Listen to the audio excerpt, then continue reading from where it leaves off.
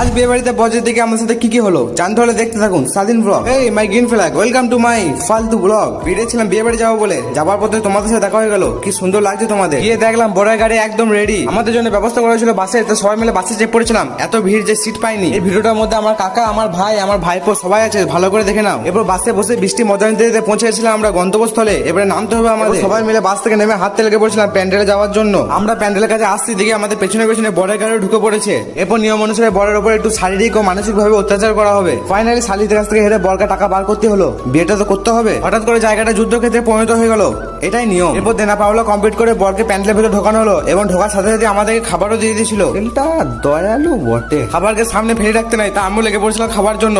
এটা করতেই তো এসেছি বিয়ে বাড়িতে, তাছাড়া আবার কি। খেতে খেতে আমরা বাজেট ফ্রেন্ডলি সান্টা ক্লজকে দেখতে পেলাম, মিশো থেকে অর্ডার করেছে মনে হয়। খাওয়া দাওয়া শেষ করে প্যান্ডেলে বাইরে এসে দেখতে পাই যে ফুচকার স্টল বসেছে, তাই দাঁড়িয়ে পড়েছিলাম ফুচকা খাওয়ার জন্য। এই জিনিসটা মেয়েরা যে এত কেন খায় বুঝতে পারি না ভাই।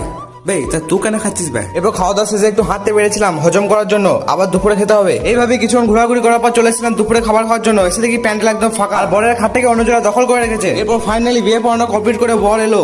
একটা জোক মারতাম কিন্তু এখন আর মারবো না, থাক ঝামেলা হয়ে যাবে। সবাই ফাঁকা প্লেন নিয়ে বসে আছি দুপুরে খাবার খাওয়ার জন্য। ফাইনালি আমাদের পেট ভরানোর জন্য খাবার এলো, আর খাবারের মেনুতে ছিল বিরিয়ানি কিং, মানে সবার নেতা। এটা মুখে ভর্তি, আমি আমার দুঃখ কষ্ট সমস্ত কিছু ভুলে গেছি। খাওয়া দাওয়া শেষে দিয়েছিল দই পাপড়, এটা কমন জিনিস, কিন্তু পাপড়ের সাথে দই মিক্স করে খাওয়াটা এটা কমন জিনিস শোনা গো, এটা মাথা মোটা জিনিস। আমার খাওয়া দাওয়া কমপ্লিট, কিন্তু এখনো সবার খাওয়া দাওয়া চলছে। এবারে দেখলে শুনে লাভ নেই, আমার কাজ তো হয়ে গেছে, চলো বাড়ি যাবো। যাওয়ার পথে ভাই একটু ফটোশুট করলো, বাস দেখছি জায়গা মতো ঠিক দাঁড়িয়ে আছে। বলছি কাকা, গ্রামে অন্য কোনো লোক যদি চাপে তা ঢুকিয়ে নাও, ভেতরে প্রচুর জায়গা, বহু লোক ঢুকবে এখনো। এত কষ্ট করে যাত্রা করার পর ফাইনালি আমি আমার গ্রামে এসে পৌঁছালাম। ছেলে দুটো বিয়ে দেওয়া হবে, তোমাদের চেনা পরিচয় কোনো মেয়ে থাকলে বলতে পারো। আজকের জন্য এতটুকুই, তোমার সাথে দেখা হচ্ছে পরে ব্লগে, ততক্ষণের জন্য টাটা।